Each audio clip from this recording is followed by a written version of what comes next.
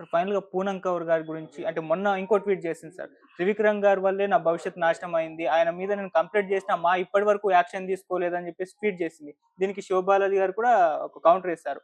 మీరు రిటర్న్‌గా కంప్లెయింట్ ఆమె చేయలేదు. మీరు కంప్లీట్ చేసుకోండి ఇప్పుడు లీగల్‌గా కూడా ఫైట్ చేసుకోండి అని చెప్పేసి మళ్ళీ ఒక ట్వీట్ చేశారు. లాస్ట్ టైమ్ కూడా ఎన్నో హ్మ్. సార్లు పెట్టింది. దానికి ఆయన చెప్పారు, మనము చెప్పాం. కంప్లెయింట్ రిటన్‌గా కంప్లెయింట్ ఇస్తే, ఆ కంప్లెయింట్ యాక్షన్ తీసుకపోతే, మనం పోక్సో యాక్ట్ కింద మనం పోలీస్ స్టేషన్‌కి కంప్లెయింట్ ఇచ్చి, పోలీసు వాళ్ళు నిజంగా యాక్షన్ తీసుకొని, పోలీసు వాళ్ళ మీదుగా కోర్టులో కేసేసి, వాళ్ళ మీద కూడా చేయొచ్చు. హ్మ్. మీకు నిజంగా ఎన్ని ఆధారాలు ఉంటే రికార్డ్‌గా లీగల్‌గా ప్రొసీడ్ అవ్వాలి గానీ, మనం మీడియా ద్వారా వచ్చి, మీడియా ద్వారా చెప్పుకుంటే కూడా ఇయన్నీ జరగవు. కనుక దయచేసి as per law, as legal proceeding మీరు అవుతే బావుంటుంది. మీకు జరిగిన అన్యాయానికి చిందిస్తున్నాం. అది నిజమో, అబద్ధమో అవ్వాలి అంటే పోలీసు వారు ఎంక్వైరీ చేయాలి. నిజమో, అబద్ధమో చేయాలంటే అత్యున్నత న్యాయస్థానం మీరు ఆశ్రయించాలి. నిజమో, అబద్ధమో తెలియాలంటే మీరు మా అసోసియేషన్‌కి కూడా ఎళ్ళాలి. డైరెక్షన్ అసోసియేషన్‌కి కూడా ఎళ్ళాలి. హ్మ్. ఎళ్లి మీరు లెటర్ రూపంగా పెట్టి మీరు మాట్లాడి ఫైట్ చేస్తే బాగుంటుంది.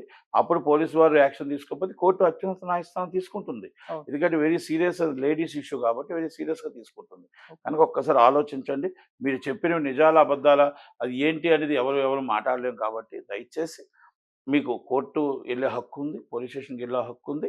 అలాగే మీరు మా అసోసియేషన్‌కి వచ్చే హక్కుంది. హ్మ్. మీరు మెంబర్ కాబట్టి దయచేసి మీరు ఒక్కసారి మరి పునరాలోచించుకొని చెప్పండి. మాట్లాడితే మనం ఫీట్లు చేస్తే అవి మన ఫీట్ల రూపంగా కంప్లెయింట్ రూపంగా అవ్వదు కాబట్టి ఆలోచించుకోమని చెప్తాను. అంటే సార్ ఒకవేళ ఫైట్ చేస్తే పూనం కౌర్ గారు మా నుంచి త్రివిక్రమ్ గారి పైన యాక్షన్ తీసుకుంటారా? అంటే పెద్దవాళ్ళ పైన తీసుకోరు, చిన్న వాళ్ళ పైన యాక్షన్ తీసుకుంటారని ఒక విమర్శ అయితే ఉంది సార్.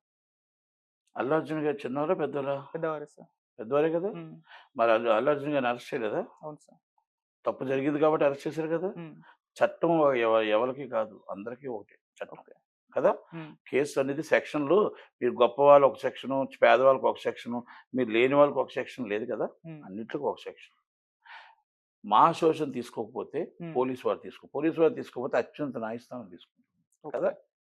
లా అ అందరికీ ఒకటే. కనుక మనం ఎప్పుడు గూడా పెట్టకుండా మనం మాట్లాడకూడదు. హ్మ్. ఆయన చాలా గొప్పవాడు త్రివిక్రమ్. త్రివిక్రమ్ గారు నాకు అల్లు అర్జున్ కంటే గొప్ప వ్యక్తేం కాదు. ఓకే.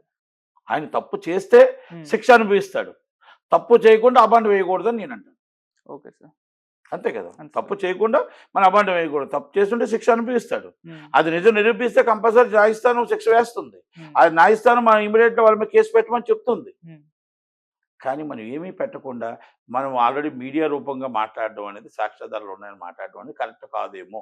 పూనం గౌర్ గారికి ఇంతకుముందు చాలా సార్లు చెప్పాం. మళ్ళా చెప్తాం. తెలంగాణ ఉండాలి.